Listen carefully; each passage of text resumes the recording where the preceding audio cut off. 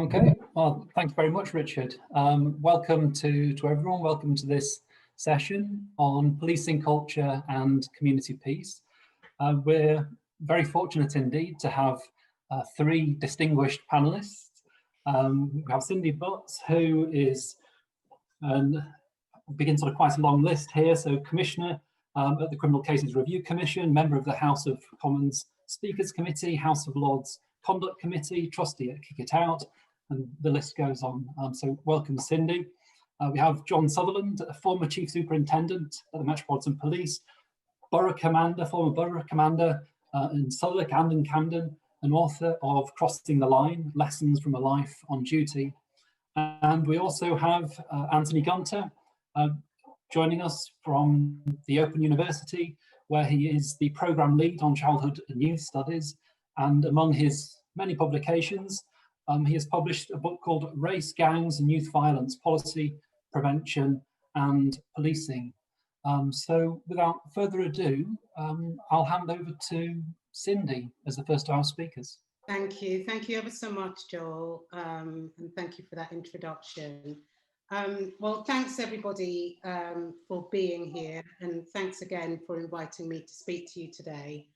Like many of you, I'm really disappointed that we're not all gathered in the iconic Coventry Cathedral, and instead I'm in my living room, and dare I say it, with my slippers on, staring at a pile of clothes drying on the clothes rack next to me. I'm going to do a fairly brisk canter through my own reflections, really, and experiences of police-community relations, both as someone who has been a community activist and someone who has played a very senior role in a number of institutions tasked with overseeing the police and criminal justice more broadly.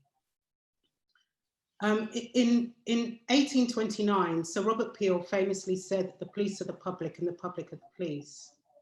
Unfortunately, what is seen as the bedrock of British policing for so many in society is not the case for some communities, and in particular, the Black community and other minority communities here in the UK. For many in these communities, the principle of police being the public and the public being the police is one that cannot be said to be the reality of their everyday experiences. The Black community have a long history of scrutinising and monitoring its own everyday treatment at the hands of the police. This was a role my mum undertook when she arrived from Guyana in the early 1960s. She settled in an area of London called Notting Hill.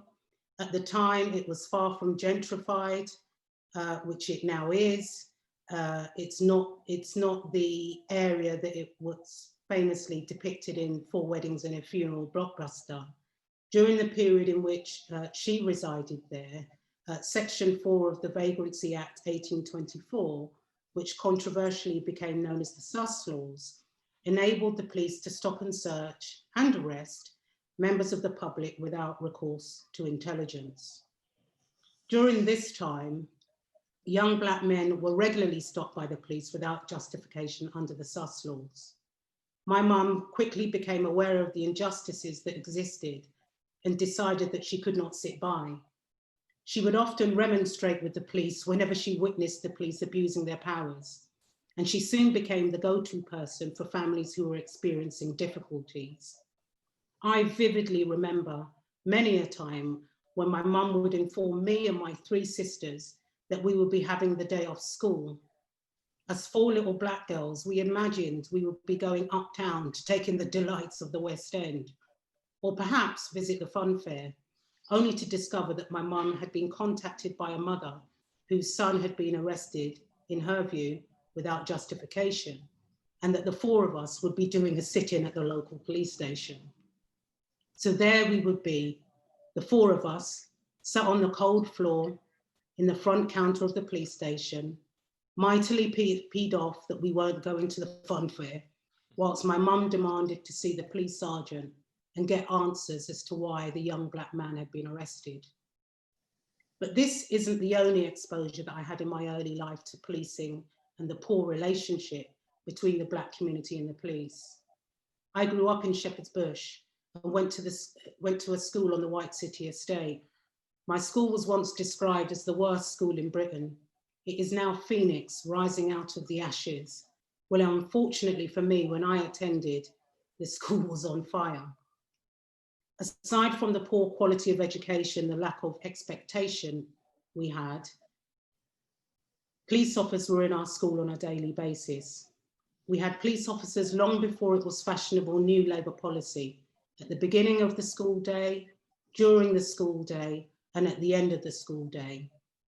Tensions between the police and pupils, and particularly Black pupils, was extremely tense. I recall occasions when my Black male schoolmates would get into heated argument with the police, and at times it would result in them being thrown into the back of a police van and being beaten up. So just like my mum did when she arrived in the 1960s, I began to open dialogue with the police and the Black pupils at my school, organising forums in which we could have difficult conversations, spaces for us to try and better understand our respective positions, and regular football matches between the police and officers and pupils at the school. Looking back on this experience, I recognise that it did have a positive impact. And whilst I cannot claim that we became the best of mates, I know that we were better able to understand one another. In my late teens, I went on to chair the local independent advisory group in Hammersmith and Fulham, working with the police to try and improve the relationship between the community and the police. And I set up a voluntary organisation called Impact, which sought to address the issues of gun and knife crime in the community. Following on from this experience, I became an independent member of the Metropolitan Police Authority, which had responsibility for the Metropolitan Police Service. This was at a time when the Stephen Lawrence inquiry had just concluded and branded the MPS as institutionally racist. I spent 11 years in this role, and I latterly became a commissioner of the Independent Police Complaints Commission, which is now the Independent Office of Police Conduct. This role required me to investigate police officers for the most serious and sensitive cases. You might be asking yourself why I've told you these stories from my childhood and my young adult life. Well, for one principal reason, I hope that they serve to illustrate the long and painful history of the strained relationship and lack of trust that has existed in the Black community over decades, which for me serves to highlight just how entrenched the nature of this relationship is and the enormity of the task that still confronts us all. So what has changed? Well, a lot of positive changes have occurred since the 1960s when my mum was actively involved. And indeed, a lot has changed since my early involvement in the 80s and subsequent to this. To not recognise that changes have occurred is to do a disservice to the institution of policing, which has worked hard to implement changes. And it is a disservice to those activists and organisations who have fought hard for change. And of course, for me, and most importantly, to not recognise the fact that some positive changes have been made is to ignore the fact that most of these changes have emerged out of the tragedies that those in my community have suffered. The system of police accountability is one such example. The police didn't wake up one day and pronounce that they needed an independent body to hold them to account. Our system of police accountability first emerged as an idea at the conclusion of the Scarman inquiry into the Brixton riots. And it was later it resurfaced as a recommendation from the Stephen Lawrence inquiry report, which took place following Stephen's racist murder. The changes have been made. Policing is much more professionalised. We now have better representation within the police service itself. We have independent processes designed to provide independent oversight of the police. And there is less overt racism, both internally within the police and externally in their dealings with minoritized communities. But institutional racism still persists 2 decades after the Stephen Lawrence inquiry report, whether that's disproportionality in stop and search, disproportionality in the police use of force, whether that's in relation to physical forms of restraint or the use of police batons and spigots. The sad fact is that the police are more likely to resort to the use of force if you are Black or Asian than if you are white. We know that police forces still do not look like the communities that they serve. And for the record, we have had our very own George Floyds. Yes, here in the UK. I know because as a former commissioner of the IPCC, I have overseen investigations into a number of George Floyds, young Black men who have needlessly died at the hands of the police. Since the death of George Floyd, I have heard people say that his death has brought into sharp focus the issue of structural racism. It has only brought into sharp focus for those who have chosen not to see it. The evidence of disproportionality exists all around us and has done for decades. As a community, we've talked about it. We have marched and we have protested about it. It exists in the statistics, in various inquiries and academic studies. And in case you need more evidence of its existence, it's in the stories we tell.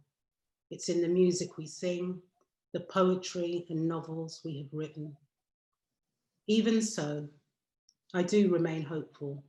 I do see this, the collective witnessing across the world of George Floyd's death, as an opportunity to deeply examine the inequalities that exist in every part of our society, and most especially in policing and criminal justice. We all need to work hard to ensure that we don't squander this opportunity and that we do all we can to make sure that this is a moment of sustained change and not a moment in time. We cannot afford to address these issues only in the aftermath of a crisis. Following the Brixton riots, there was a commitment to examine the issues and address the inequality in policing. Following the racist murder of Stephen Lawrence, there was more exposure of the issues lying at the heart of British policing and beyond. Following the 2011 riots across the country, there was yet again an examination of issues at the heart of the relationship between minority communities and the police. And of course, more recently, the Angelini Review and the David Lammy Review into inequalities and of outcomes for minority communities in the criminal justice system. My experience tells me that unless we have a commitment from the very top to tackle these issues and commit to lasting change, then we will have missed the opportunity that the tragic killing of George Floyd has afforded us. I don't for one moment think that the responsibility falls solely to the police. The answers lie within every facet of society and in every institution in our society. And of course, it also lies in the community itself, but it is one that we certainly need to tackle in partnership. Thank you. Thank you, Cindy. Thank you so much for starting us off in such a thought-provoking fashion. So I'll give the floor now over to John Sutherland. Thanks so much, Joel. Thank you, Cindy. I think I've put my neck out. I was nodding so much while you were talking. I find so much common ground with actually every single thing that you've said, albeit from a different starting point. I was a police officer for more than 25 years. I joined the Met in 1992 and was medically retired just over 2 years ago. It was my duty and my joy. I loved almost every single passing minute of it. It seems to me that when you strip away all that really isn't very important, the job of a police officer is about as extraordinary as a job could ever be. The job is, or at least it should be, to save lives and to find the lost and to comfort the broken-boned and the broken-hearted, to protect the vulnerable and to defend the weak, to step into harm's way in defense of complete strangers. Sometimes, as most recently in the case of Matt Ratana, the job is to pay the greatest price of all. It really is an extraordinary job, but it's also entirely imperfect. It's an imperfect response to an imperfect world. Sometimes police officers, both individually and collectively, get things terribly wrong. And the consequences when that happens are devastating. I'm not a blind apologist for the job that I used to do. I don't think we as a society should ever grow tired of holding policing up to the light, demanding more and better of it.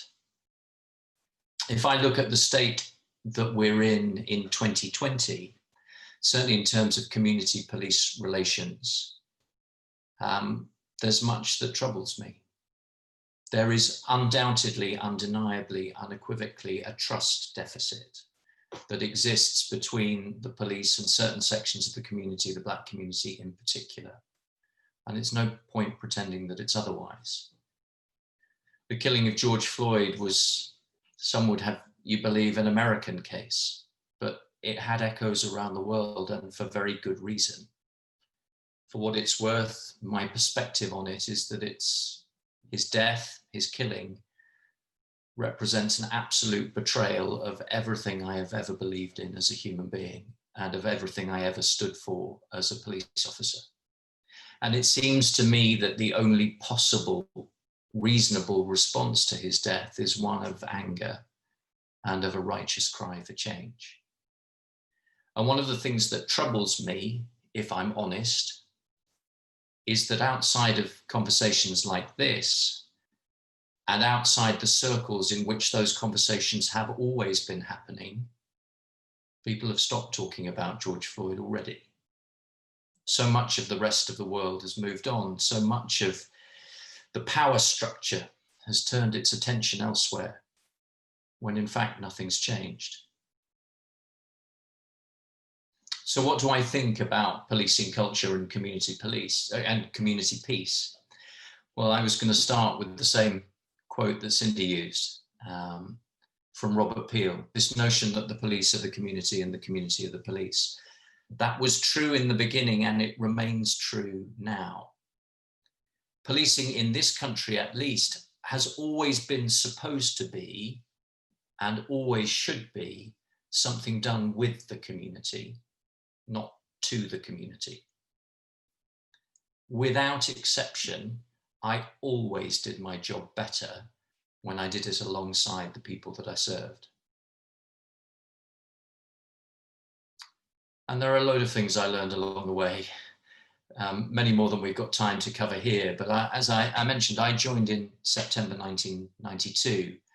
In April 1993, Stephen Lawrence was murdered in a racist attack. And his was the case that in many ways changed everything.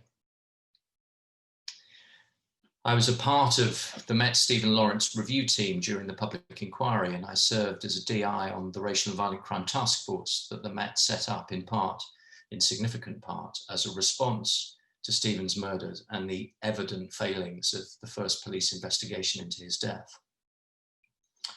And I remember at a very emotional level, the atmosphere and the conversations that happened in policing at that time. I remember the conversations that were taking place in the corridors of Scotland Yard, where senior people were talking about how we should go about the process of rebuilding relationships with London's hard to reach communities. That's what we called them. But there was something deeply wrong with the language and with the mindset that lay behind it. The people that we were talking about weren't hard to reach at all. They lived in the same streets and neighborhoods as the rest of us. They worked in the same offices and banks and everywhere else as the rest of us. So we stopped talking about them being hard to reach and we started talking about them being hard to hear, with differences of language and culture being used to explain the apparent difficulties being experienced by the establishment. But that was wrong too. These same communities weren't hard to hear. The simple fact was that we weren't listening. And when I say we, I mean the police service, I mean people in positions of power and influence, I mean white, middle-aged, middle-class folk like me. And I realized back then, and I've continued to have to relearn the lesson ever since, that the police service has an extraordinary responsibility to listen.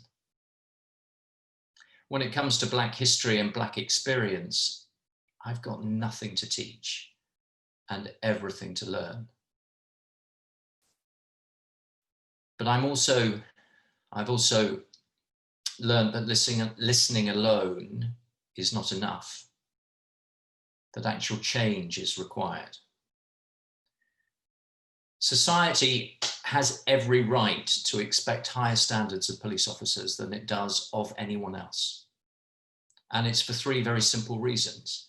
The first is the promises that we all made.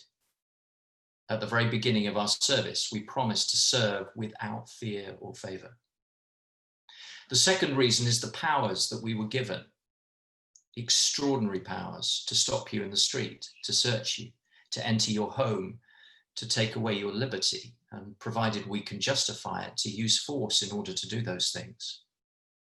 Those are extraordinary powers, and they are open to abuse. The promises we made, the powers that we were given, and thirdly, the position that policing occupies in society. Because if you can't trust a copper, then who can you trust? Now, I think that these are the most challenging times for policing in this country since the end of the Second World War. Now, that's not some carefully crafted soundbite. It's just, from my perspective, a simple statement of fact. And I would have said that at the start of this year, before the virus struck and before George Floyd was killed. And I think it remains even more so now. But the picture at the start of 2020 was something like this. Crime was rising, certainly crime of the most serious kinds. But demand on policing was rising too, not least as a consequence of the huge gaps that were appearing in the delivery of every other frontline public service. Mental health is the one that's most often mentioned, but actually it's right across the board. Adult social care, youth services, even the ambulance service. Wherever you look, there has been a cost to austerity. A cost that's been greatest for those least able to bear it. And in so many cases, you find, for better or for worse, that it's police officers who are picking up the pieces. Crime has been rising, demand has been rising, complexity is rising too. The job of police officers has always been complex, but due primarily to overwhelming advances and the speed of those advances in technology, both as an enabler of crime and as an accelerator of harm, the job is infinitely more complicated than it used to be. Crime is rising, demand is rising, complexity is rising, and risk is rising. And again, we only have to think about Matt Ratana. But it's not just Matt. From where I'm standing, it seems to me that there are more police officers being more seriously injured more frequently than at any point in my lifetime. So crime and demand and complexity and risk have all been rising at a time when resources have fallen off a cliff. From 2010 to 2018, the government cut 44,000 police officers and staff from policing in England and Wales alone. 44,000. And that's a telephone number. And we cannot maintain the pretense that it's possible to take that many people, that amount of resource and finance out of a critical frontline public service and not notice the difference. We've lost 44,000 people, but we've also lost thousands of years of combined experience. One of the most significant losses that is particularly relevant to the conversation we're having today is the loss of a significant proportion of our neighbourhood policing capability in every part of the country. Policing, community policing, is the bedrock of everything that works well when it comes to policing in this country. Back to what I said earlier, I always did my job better when I did it alongside the people I served. But we've lost huge numbers of community police officers. We've lost a huge proportion of our investment in community policing. And with that, we've lost those local relationships that have built up over time. And so we've lost trust. And there is a long way back. And I'm not going to sit here and pretend that it's easy. I agree with Cindy that there have been enormous changes and significant improvements, certainly over the almost 30 years that I've been a part of policing. But it feels to me that we're at a fairly significant tipping point, almost. And there's an awful lot of work required. Just a word or two on institutional racism. The language is difficult. It's only difficult because different ones of us understand it to mean different things. If you say institutional racism to some police officers or former police officers, they will immediately think that you are accusing all of them of being racist.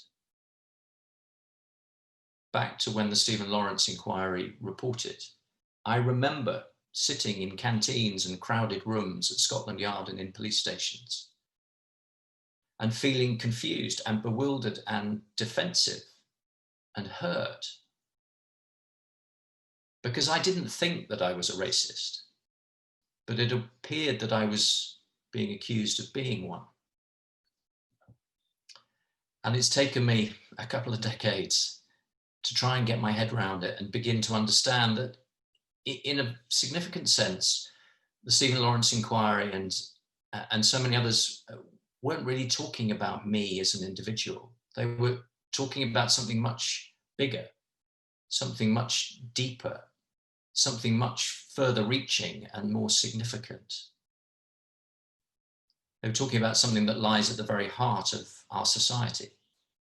And again, I agree with Cindy, it extends far beyond policing. It's not just about the fact that Black people are disproportionately more likely to be stopped and searched by the police, although we must never underestimate the significance of that challenge. It's also about the fact that Black people are disproportionately more likely to be born into poor neighborhoods and low-income households, that they're disproportionately more likely to be excluded from education, to be unemployed. Bringing it right up to date, it's about the fact that Black people are disproportionately more likely to die of COVID. And listen, I'm enormously conscious of the fact that I'm a middle-class, middle-aged white bloke talking about this stuff. I guess what I'm trying to communicate is what I'm trying to learn, trying to understand the world around me, trying to understand what my response to it should be. And I'm not for one moment trying to excuse policing. Policing must be, has to be, should always be in the front line of change. And that's because of the utterly unique role that we perform in society. Good policing remains fundamental to the safety and the well-being of the neighbourhoods and communities that we're all a part of. And we have every right to demand that policing collectively and police officers individually get better at what they do. That's the very thing that good police officers want too.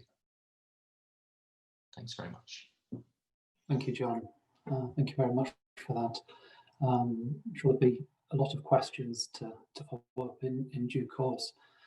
So we'll now hand over to our third speaker, over to Anthony Gunter. All right, thanks, Joe, and thanks to John and Cindy.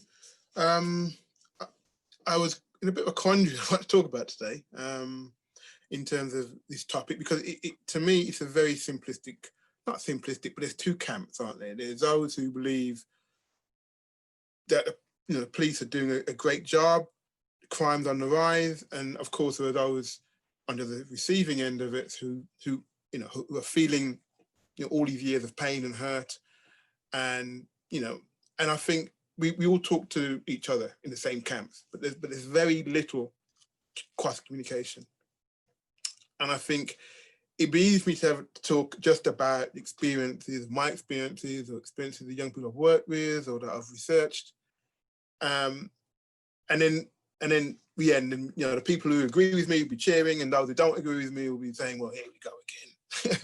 So where do we go with this? So first of all, I'll talk about my own experiences. My experiences, I grew up down the road from here in Birmingham. So it would be quite nice to be in Coventry Cathedral because I've never actually been in here. So that would be nice. But growing up, I'm a criminologist as an academic and researcher. And my whole life has been fascinated by crime. Originally on the wrong side of things, on the other side of things before I got on the more academic side of stuff. So my interest in this is almost twofold in terms of where do we go? Where do these young people go who almost feel outside of society, who almost feel that they're criminalized from the day they're born, from just sitting in a schoolroom, which is someone like myself, and I'll talk about my own experience. And it's almost like you're criminalized in the classroom, and then when you walk out in the street, you're then criminalized by the police. And of course, we will talk about the idea of gang crime and knife violence, and John talks about, crime going up. But to me, we have to go back and look at the relationship between policing and society established, in the late 1900s.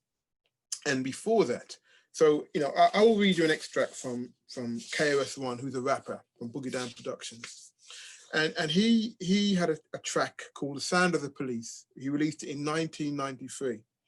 And it was called, and in it he says, overseer, overseer, overseer, overseer. Officer, officer, officer, officer.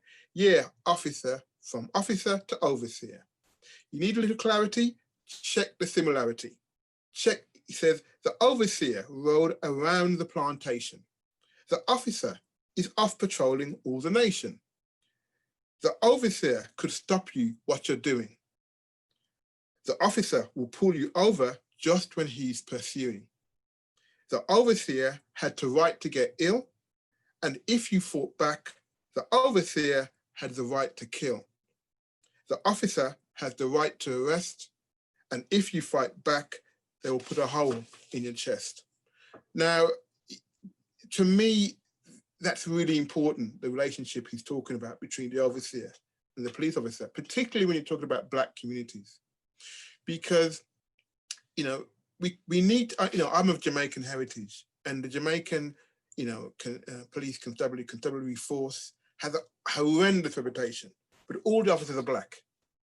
The Nigerian police force, again, horrendous reputation, all the officers are Black.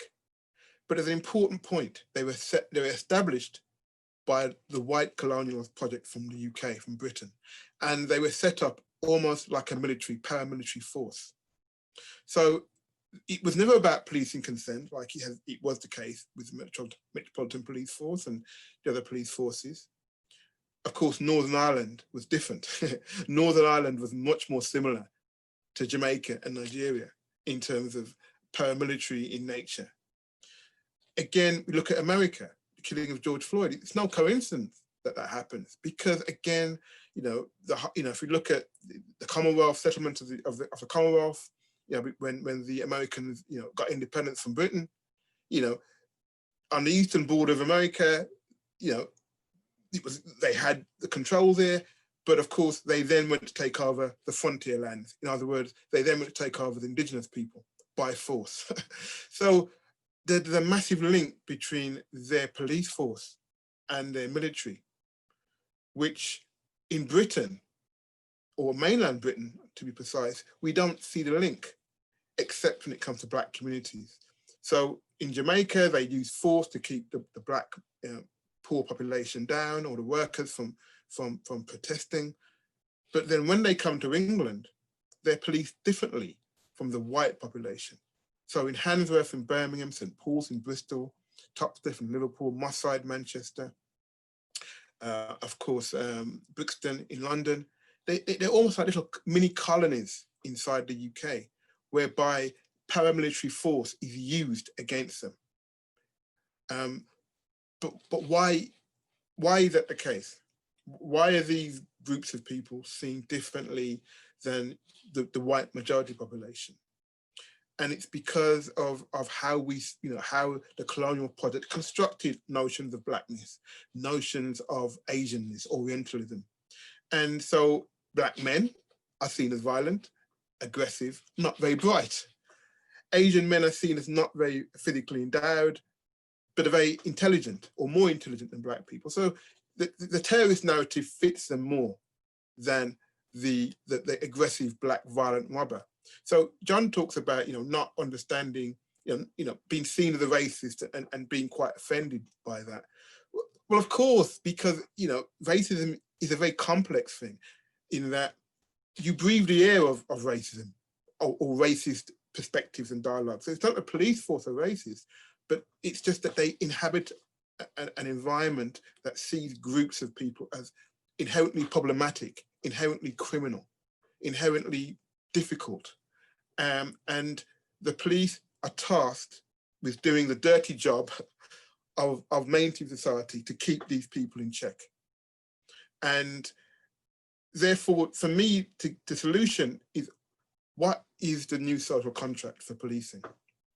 We have this idea of, gun and knife violence, which most certainly is a problem, within certain sections of the population. Of course it is.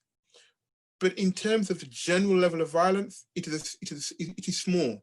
In terms of domestic violence, in terms of, general violence in the population as a whole, gun and knife violence is one part of a bigger whole.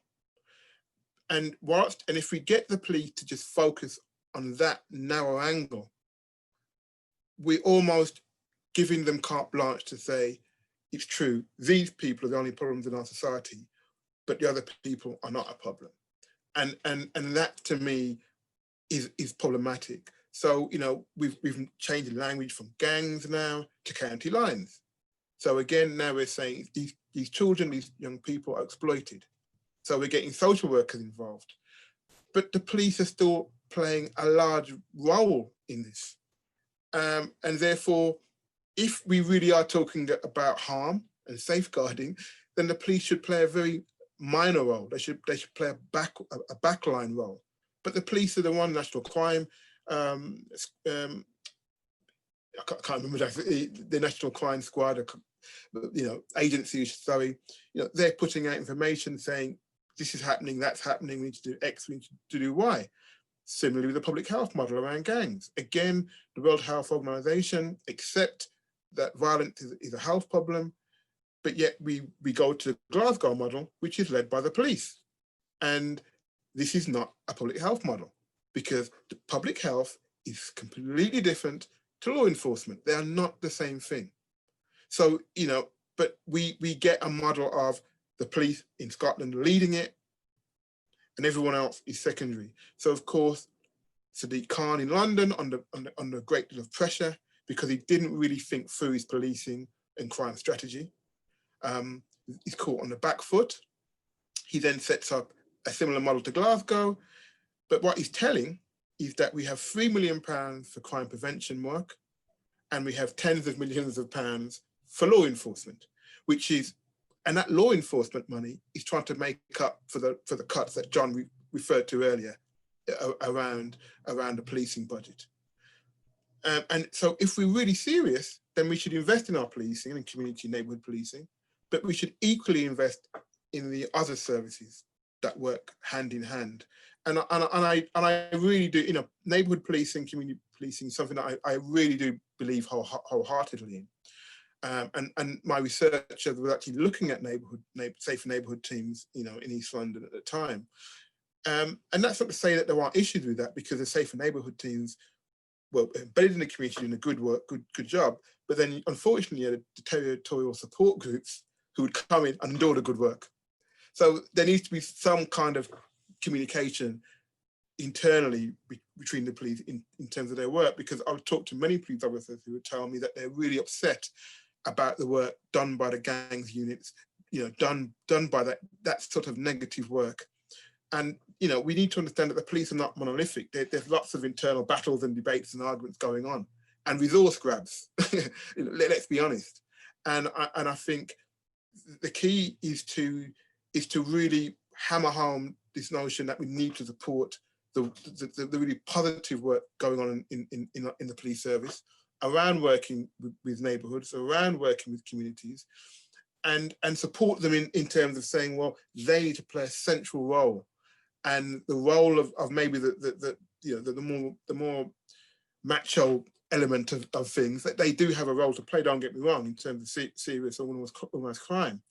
But the low-level crime we're talking about, which is young people who are getting in at a lower level, you know, I refer to these young people as low-hanging fruit. And it's very easy to pick low-hanging fruit, but it's much more difficult to actually get intelligence to work up the tree, to work up to, okay, where is all this coming from? You know, who's bringing these guns into the country? Who's bringing these illicit drugs into the country? You know, it's a much more difficult ask to do that. And of course, police services are under extreme, you know, pressure and stress when things go wrong, and they need to have quick wins and quick fixes. But I do not believe that is the way forward. So, you know, to sum all this up, because I do believe it's a wide, you know, it's not a simple debate. There's not a simple solution, but I think we first and foremost have to have honest conversations across you know, this, you know, boundaries. So talking to people who probably take a completely different perspective to my position and those in the community, and to talk to those who do feel under siege and do feel under threat and do feel that they've got a difficult job and no one's listening to them. So it's a social contract. We need to understand what is it we want our police to be about and what are they supposed to do? You know, what is their role? And I'm not sure we're 100% clear about what policing is. You know, are they the bin operatives who just pick up the crap after all of the services have been cut to shreds? Or are they modern, 21st century, you know, looking, innovative, technological, you know, is that what we want? If that's the case, then we also have to look at how we train our police officers. We also have to look at, you know, up until recently, you didn't need a degree. I'm not saying degrees are everything, but it's one of the only professions in the country where you just need to have a GCSE in English and maths and you can get in. You can't be a nurse, you can't be a social worker, you can't be a teacher, but yet we're expecting a police officer with criminals who are exceptionally educated, have loads of resources at their disposal, but yet, you know, we don't expect much training or educational background for our police officers. This has to change. So education, new social contract, what we want our police to look like, and also this issue of race. I think it's not just race around policing. It's how police large segments of our population that do not have power, and how the police can, you know, society is exceptionally inequitable, and the police play a role in keeping down the tensions of that inequity. And I think we need to accept that that is one of the key roles that the police have, whether it's wittingly or unwittingly. But if society is much more equitable, then the role of the police changes.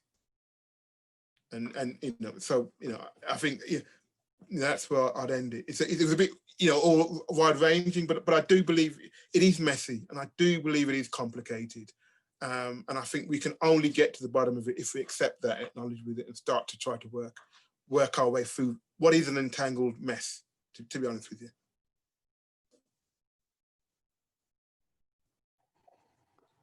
Okay, thank you, Anthony.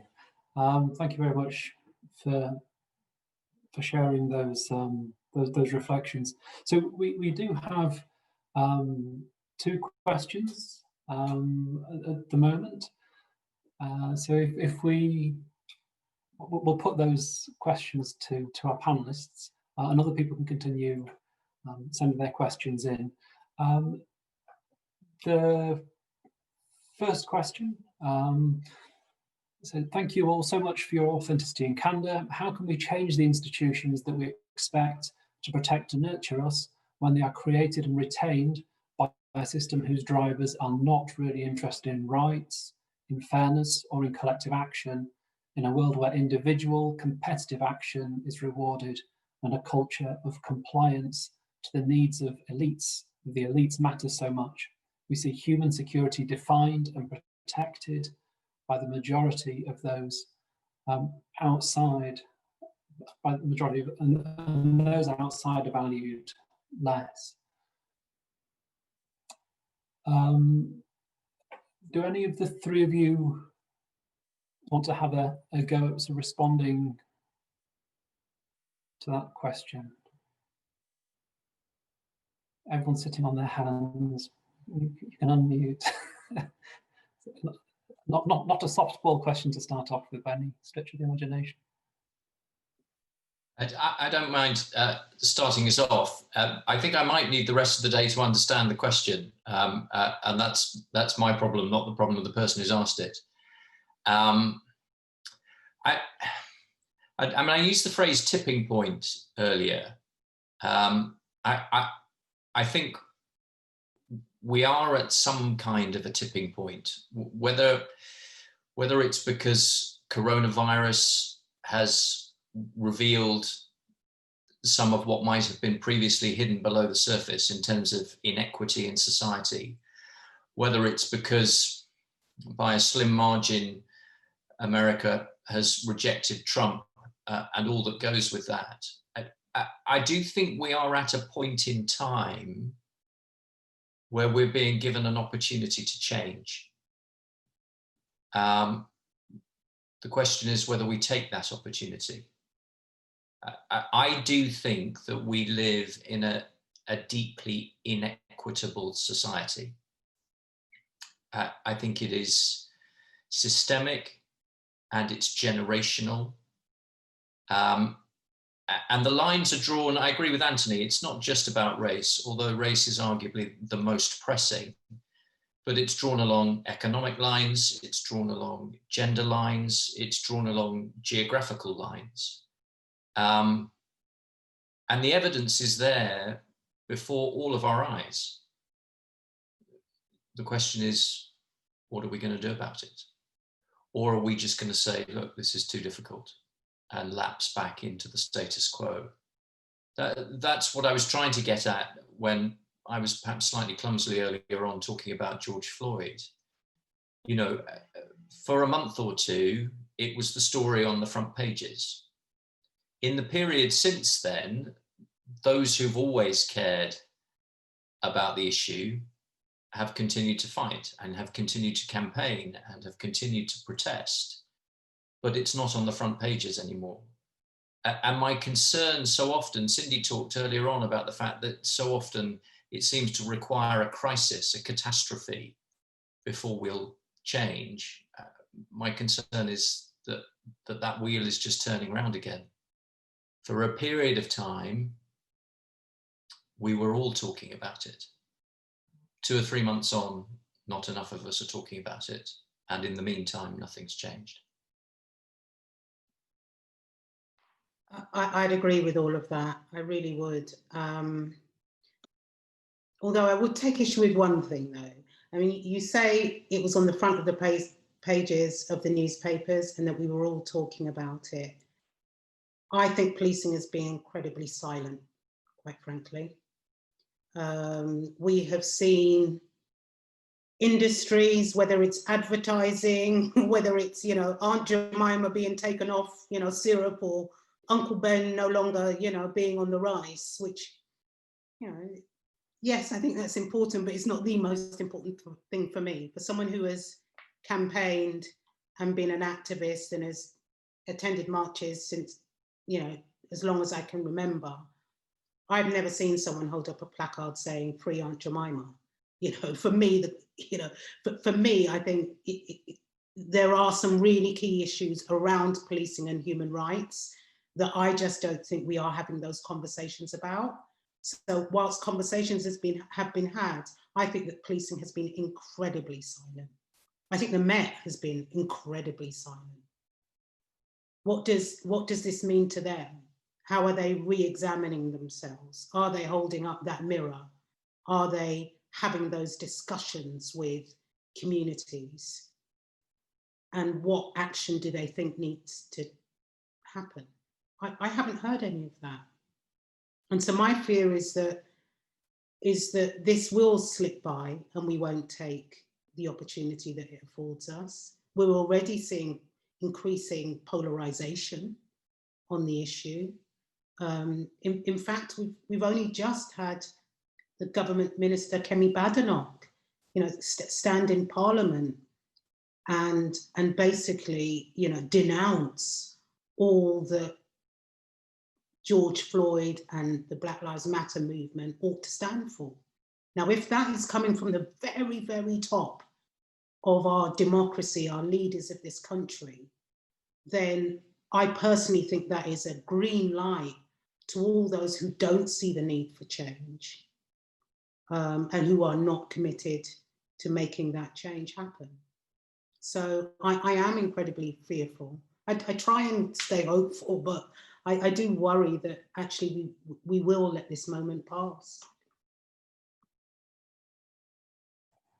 And just to pick up on something that you said in your comments before, Cindy, because you spoke also about sustaining change. And when you spoke about sustaining change and how do you sustain change, one of the things you spoke about was how that requires commitment from the top. And I was wondering if you could sort of say anything more whilst we're on this sort of topic about what that looks like and what kind of commitment from the top, you're thinking about. I'd be interested to hear what other panel members have to say about this. I've just talked about the very top. That's government, the very top of our democracy, and that we see a debasing of the issue, a lack of acknowledgement that all is not well at home. This sort of sense that somehow this is imported from the States, that it doesn't matter, that schools shouldn't be teaching about white supremacy or white privilege. It's at the very top. That's what I'm talking about. Well, I mean, we can talk about how, different leaders in police forces, whether that's, the commissioner of the Met now and previous ones as they were, have been committed to the issues. That we can talk about. But what I'm most concerned about that which comes from the very top of our government, and how that then filters through. Yeah, no, I would agree. It does need to come from the top, and people will always disagree and say it comes from the bottom. But the top has to respond to the pressure from the bottom, and it has because if you look at the Windrush scandal, that came from the top. It was Theresa May and that government's, their idea of making people feel unwelcome and making people feel the pressure that illegal immigrants will be escorted out of the building, out of the country. And so, that notion does come from government. So if they want to change the narrative around policing and how our police service functions and operates, then that has to filter down. Because if you look at London, I mean, the mayor does, has a political role to play in terms of the appointment of the chief of the Metropolitan Police. So whilst we can't rely on those top seats in government, I agree with Cindy. If the will isn't on their part, nothing can change. Nothing can happen.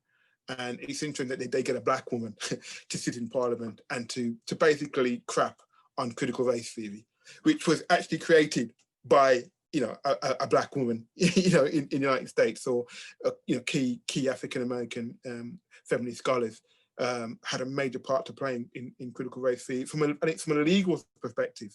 So critical race theory is it's not one of these easy Daily Mail targets, because it's based in actually dismantling legal structures. You know, it's not just about, you know, representational politics. It's about saying the laws there stop people from voting, or the laws mean that more black people are going to be pulled over for silly fines, given another fine, and then end up in prison, and then find themselves in prison for life because they're 3 strikes and they're out. You know, these aren't racist laws on the face of it, but they're de facto racist laws, because the end result is that more black people can't vote, end up in prison for minor offences. I absolutely agree, and I would extend that to an area that, you know, that I've been involved in for many years, which is overseeing the police and in terms of misconduct and criminality. In the most serious of cases, we're talking about stop and search, we're talking about deaths in custody, you know, a whole host of really serious areas. And for me, there is that issue around the kind of the structural policies and laws that exist that do not allow for equitable treatment and give the police a free hand in being able to treat people inhumanely.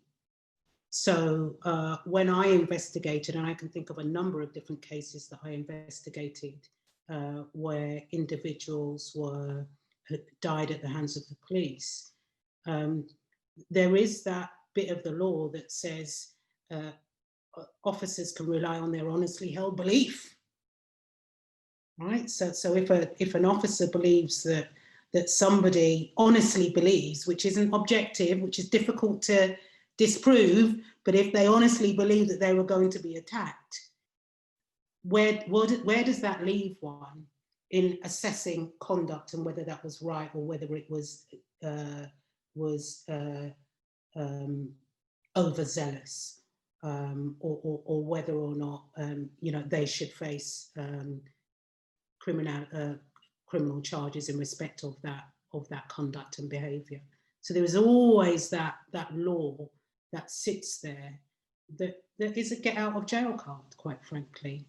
And so John, when you talked about institutional racism and you talked about, you know, being personally affronted by it, you were right to recognise the importance of structural inequalities and policies that exist within the police service, but they exist beyond that, and they exist in the laws of our land. We have a few. Sorry, could I just come back, because I am, gosh, this is a powerful conversation and an important conversation. And I absolutely agree with Anthony that it goes to the top, and with Cindy that it goes to the law of the land. You know, if I could sort of add my own take on that, it goes to the very heart of who we are as a society. So, I mean, you know, and again, I emphasize the stuff that I'm saying today is the product of my attempts to educate myself. And that's an ongoing process. So I don't think I've got all this worked out yet. But to take a very simple example, if you have, given that we would all agree police resources are scarce at the moment, if you have 2 neighbourhoods, one where crime is high and one where crime is low, where would we as the public expect the police to focus their attention?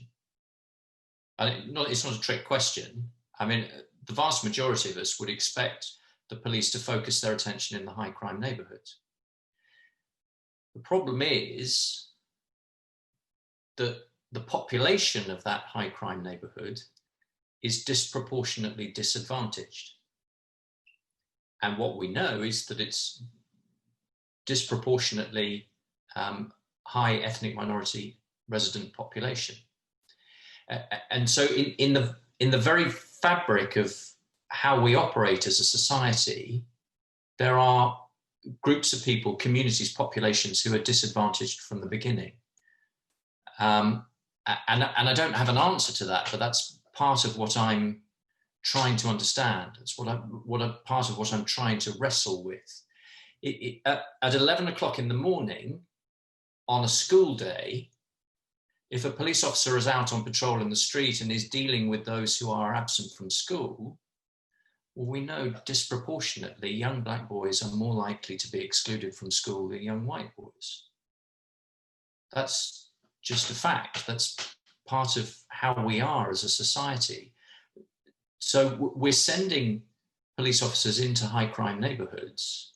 We're sending police officers out to deal with boys who are excluded from school. And there are lots of other examples that we could come up with. But in each of those cases, black people are being disadvantaged from the start. And that, I've never really heard that talked about. And if I'm sounding a bit clumsy about it, it's because I'm trying to work it through for myself. But policing was difficult even before we threw that dynamic in. But when we start to layer up the stuff that is systemic, that is institutional, it becomes, an impossible job becomes that much more difficult. Sorry, Joel, is it possible I can respond quickly to John's point? I know there's probably another question, but is that possible? I'm glad you made that point, John, because you talk about high crime. And first of all, what do we mean by high crime rate? Because the majority of these black boys or black people that are stopped and searched or arrested are for drugs offences, right? They're for drugs offences. And so the police are going into, for instance, Brixton to stop and search young men who have a little bit of weed on them, right? They then might have a weapon or something, whereas they're not going to go into these lovely middle-class neighbourhoods where these children of these middle-class accountants and bankers are snorting coke, are doing heroin, are doing all manner of things. So for me, we talk about high crime, but the high crime you're referring to and that the police focus on is low-level drug dealing, right? That does happen in public spaces, right? But in terms of the harms that are going on in society, surely they should not be the focus. And if you're focusing on them, on young, if it's about young boys who are truanting, then we don't need to arrest them for truanting. we don't need 52% of young black males or BME males to be in our prison estate. Majority of them for drugs offences. If 52% were in prison for knife and gun violence, you might have an argument there, but they're not. The majority of young black people in our prison estate are in for drugs, relatively minor drugs offences. Okay, we all might say you shouldn't have drugs, but these are not Al Capones they're talking about, John. And I think the police, for me, are focusing on low-hanging fruit, low-level drug dealers at the expense of other crimes. And that's my problem. Okay, we have quite a few questions come in. So whilst I can see that discussion can continue, I just want to sort of pull us back slightly to some of the questions that we have coming in. I'm not going to run through them exactly in order because there's a couple of the questions that come later on that actually sort of seem to set up some of the earlier questions. So one of the questions that's come in has been about the current calls to defund the police. And they ask whether or not that a net reduction in police funding is the actual intention of the speaker. They say, is this damaging to community relationships with the police? What are these calls to defunding the police actually doing in terms? It might be useful for you to sort of say what is actually the intention of those calls, and then your view on the way that that's sort of shaping this current debate about the police and what the role of the police is in our society going forward. I don't mind starting us off on that. To some extent, I think We have the same challenge with the phrase defund the police that we do with the phrase institutional racism, in that it means different things to different people. So we need to begin with some shared understanding of what the phrase actually means. If by defunding the police we mean that the right agencies with the right skills to do the right job should have the right funding, then I am with you every single step of the way. And I think part of the challenge, earlier on I used the phrase the cost of austerity. I think one of the realities that we have to accept is that for the last decade, the government have been defunding the police in this country. Not in the way that those who use the term currently might mean it, but it's an undeniable fact. 44,000 people taken out of policing in the space of 8 years. If that's not defunding the police, I don't know what is.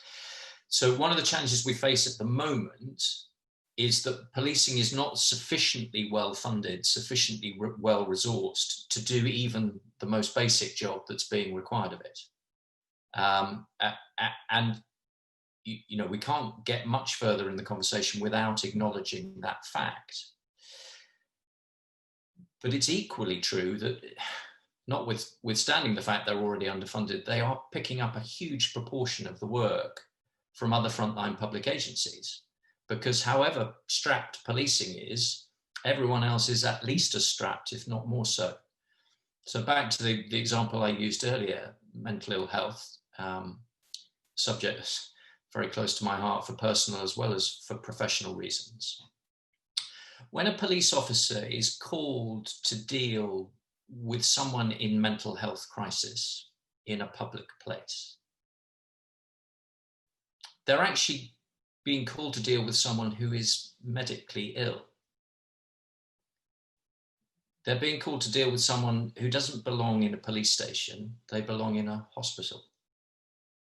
They're being called to deal with someone who shouldn't really be being accompanied by a police officer, however empathetic and well-intentioned. They should be accompanied by a doctor or by a nurse. So if by defund the police we mean that mental health services in this country should be properly funded, then I'm with you all of the way. But gosh, there's so much more to say. So I'll just say one other thing, which echoes what other panelists have said already. We need to have a debate in this country about what we actually want the police to be. An open, public, uncomfortable, awkward, gnarly public debate about what we want the police to be. Do we want them to be a law enforcement agency? Do we want them to be a criminal justice agency? Do we want them to be a community safety agency? At the moment, we seem to want them to be all things to all people, and they're damned if they do and they're damned if they don't. We need to be really clear about what we want them to be. We then need to be really clear about what we want them to do. And having agreed on those things, we need to make sure that they're properly funded to be and to do those things.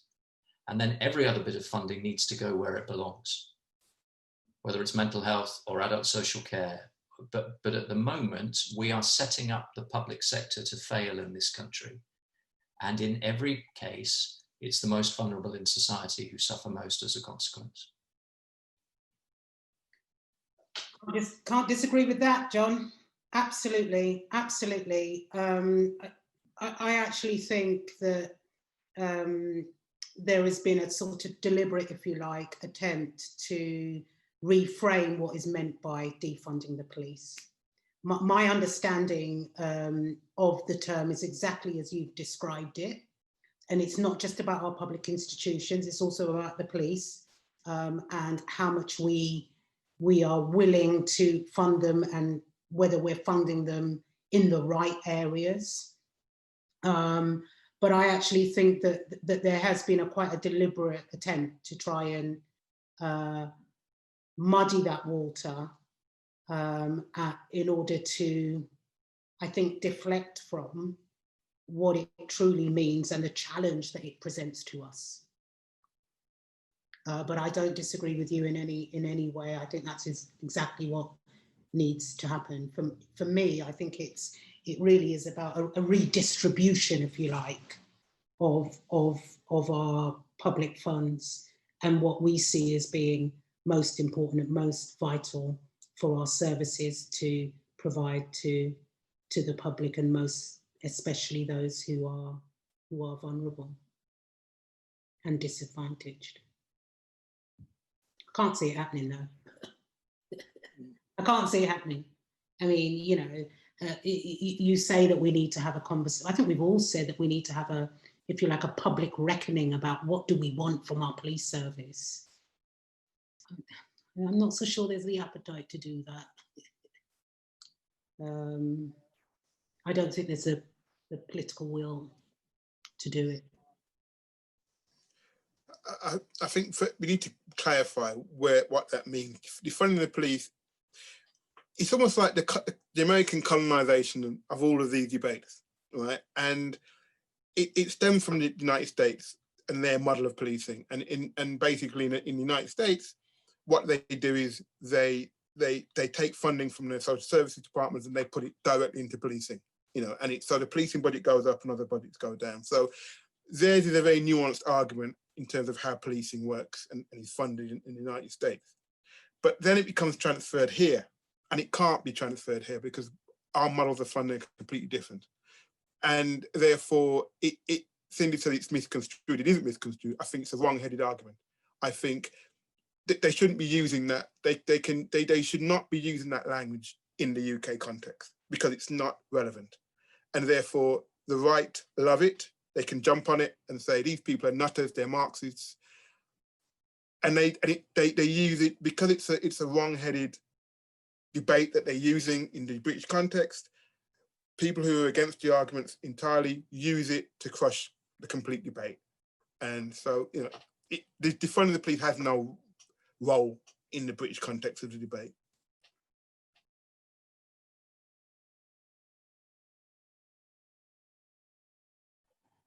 I was just waiting to see if either Cindy or John wanted to jump in on that. I mean, I guess you've also all talked about this question of debate and dialogue, and you know, Cindy, quite early on in your comment, you talked about dialogue, and we've spoken about the need for these debates, and then you know, Cindy, you've also spoken about your lack of optimism, really, you know, or pessimism about whether this debate actually happens. And I guess you know, there is this question about, well, what would be the conditions in which this debate can happen? You know, because you know, people call for it, but it doesn't happen. So, you know, what are those conditions? How does the debate actually start? How do we have that dialogue?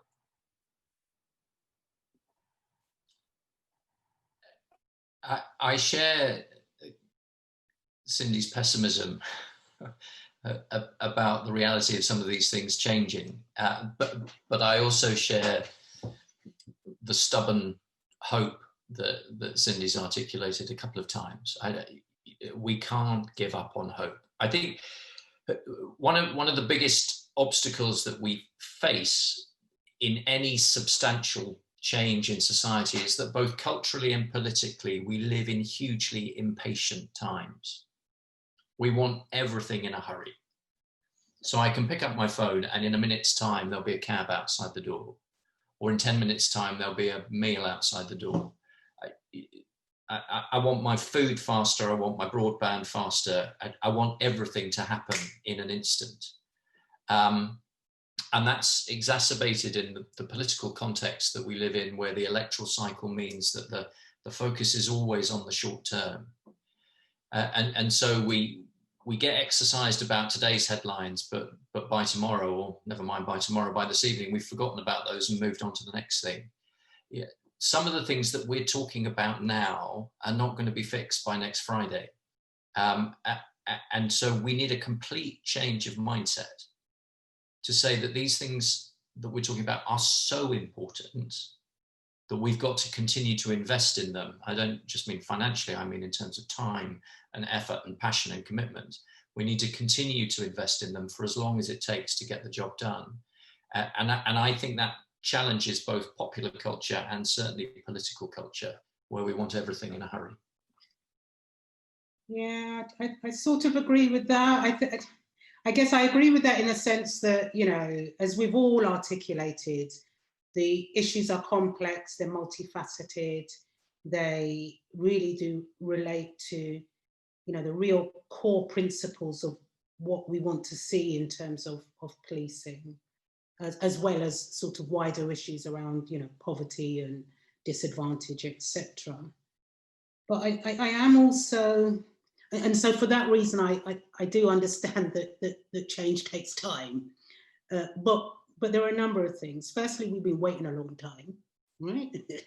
Secondly, and this is most important for me, and it's for me, it's just revealed itself through our response to the COVID pandemic. I mean, look how, I mean, I'm not suggesting it's perfect. I'm not talking about test and trace here. But what I am saying is, you know, some of our institutions have made huge improvements and changes to the way we do our work in the 5 months or however long it's been since the pandemic has been with us, since, you know, early March. When we need to do it and we see the value of doing it, we can do it, right? So there are some things, of course, that take time, but other things I just think, you know, we've been able to create such change in such a small space of time since the pandemic. And it really does speak to intent, it speaks to commitment, and it speaks to whether or not you value the issues that are at stake. Absolutely agree. It also, I think, tells you something about the fact that we tend to be most motivated by the stuff that affects us most directly. And maybe not enough of us see the importance of some of the issues that we're talking about today. I would also like to add, I mean, and it follows up from what Cindy's saying. I also think it's the bigger picture. I think there hasn't really been major police reform. I mean, and John will probably know this, you know, more intimately than I do, for decades, you know. And there was talk at one point of you know, because there's lots of duplication in terms of our police forces or services, and there was talk at some point, you know, around amalgamating some of our police forces to make them smaller. So you'd have in England, you might have only had 4 or 5 rather than the number you have at the moment. So I also think, you know, for change to happen around issues of racial and social justice, we also need to look at how our police forces actually operate at the moment. Are they actually efficient? You know, in terms of just doing the basic job. I mean, there was a scandal.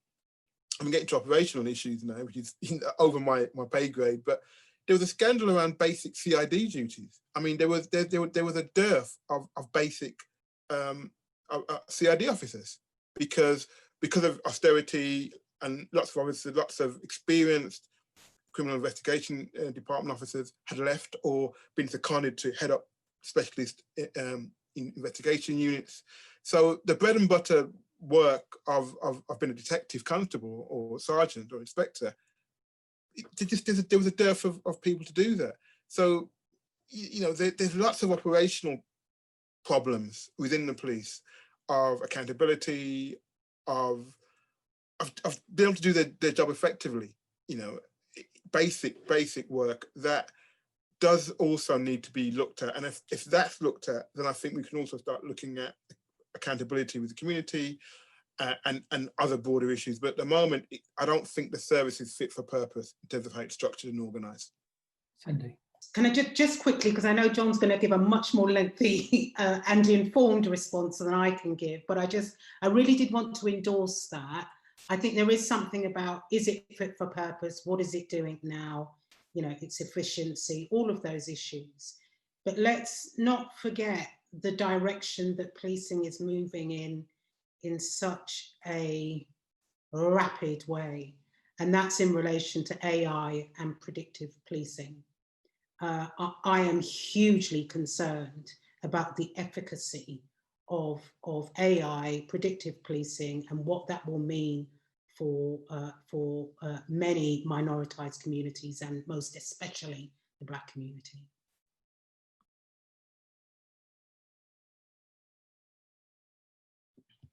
I'm not sure I've got anything clever to say, actually. AI, the technology stuff, I'd have to confess just to a simple lack of knowledge and expertise. But on the question of police reform, I am a passionate police reformer. I don't know a single good police officer who thinks that policing is fine just as it is, that there aren't things that we could do better. And we could spend the next 6 months talking about those things. But I mean, a couple of headlines, if it's interesting for conversation and debate. I mean, the 43 force model is completely out of date and not fit for purpose.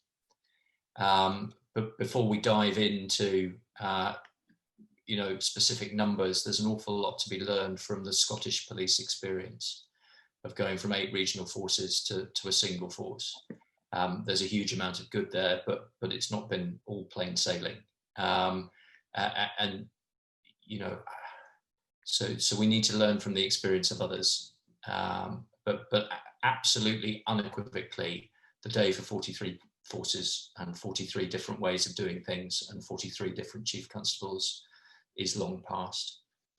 I think PCCs are, with some very honourable individual exceptions, I think that's been a failed experiment, police crime commissioners. I think the undue politicisation of policing has been an entirely negative thing. And so I pick those two things out as examples, PCCs and force numbers, but almost everywhere you look in policing, there is the capacity and indeed the urgency for change. Thank you.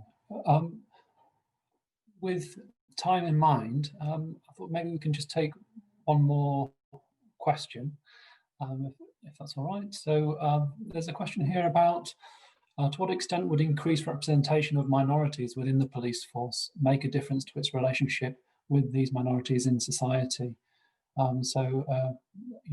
A question that you'll be familiar with, and continues to come up. Is this crucial in combating issues, or does a solution lie elsewhere? I'll ask Cindy to jump in. I'm going to jump in here first. I always find this question, it's such a misnomer, because yes, of course, you do want the police to represent the community that it serves. You must certainly do. But if you think just by having more black officers that you're going to suddenly not have this problem, Nigeria is full of black officers. Jamaica are full of black police officers. LA has quite a number of black police officers. And in fact, the George Floyd instance, there were 2 Asian officers standing beside the white officer who had his knee on the neck of George Floyd. So I'm sorry, but representation is nowhere near enough. And I'll just say that it's nowhere near enough. We need it. It's important, but it's not by itself the answer.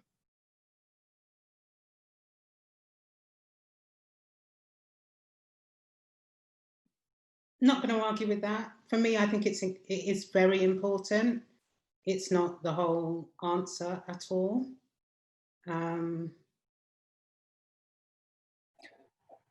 Yeah, perhaps I'm going to leave it there. Okay, because within the question, one of the second part of the question was, does the solution lie elsewhere? And I guess that's the interesting probe, is where does the solution lie? I think, let me just go back to the issue of representation. So I'm not interested in representation for representation's sake, first and foremost. I think representation is important, but actually I think back to to what I said earlier about the minister who stood in Parliament. I mean, she's a black woman. And I'm sure she perhaps has her own lived experience of racism. And I think lived experience is important, but it's also not enough. And so when I hear people like Anthony speak eloquently and knowledgeably about issues, it doesn't come just from a space of lived experience. It comes from a deep and, for me, a grounded academic basis. And for me, that is really, really important. And it just goes to show that you can have lived experience and not understand the bloody issues. I'm just going to be frank, right? So, you know, when I, in my other work, try and encourage people who are underrepresented in the boardroom to take up boardroom positions, I'm not just interested in seeing another black face around the table, particularly if it's a black face that actually thinks and has the same experience as the white faces. Then it's just tokenistic. There's no bloody point. I want to know that you're culturally black, right? And that can be problematic. We can debate that. What does it mean to be black and culturally black? But for the purposes of this discussion, I am going to say it in a general kind of way, because I think for me it's really important. It's about what experiences you bring to the table, what understanding you bring to the table. It's more than just having, you know, black or brown skin. I've had my own experience. I've talked to you about being outside and being an activist, but I've also been inside, where members of my own community, quite frankly, saw me as a sellout. Well, what are you doing? You know, overseeing the police. You know, you're a commissioner of the IPCC. There are real difficult issues around representation, and they, for me, demonstrate just how complex this issue is. I've turned up at a mother's home who has lost her black child at the hands of the police as a commissioner, and had her slam the door in my face and say, why have they sent me a black commissioner, you know, just to appease me? You know, I've stood in Tottenham Town Hall in the aftermath of